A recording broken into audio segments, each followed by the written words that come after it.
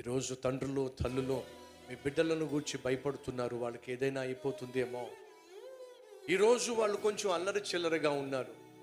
ఈరోజు వాళ్ళు చదువు సంధ్యలు లేకుండా తిరుగుతున్నారు. ఈరోజు వాళ్ళు నీ మాట వింటలేదు.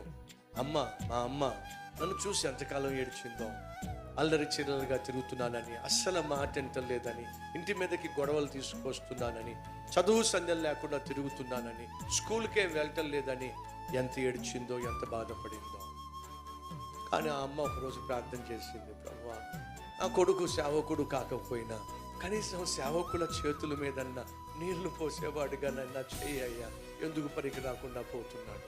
ఆ ప్రార్థన ఈరోజు, ఆ తల్లి ప్రార్థన ఈ దిన సేవకుడిని ఈ స్థాయికి తీసుకొచ్చింది. అల్లరి చిల్లరగా తిరుగుతున్న, అర్థం పర్థం లేకుండా జీవిస్తున్న ఆ కుర్రాడిని కాస్త ఇదిగో జీవము కలిగిన మహా గొప్ప దేవుణ్ణి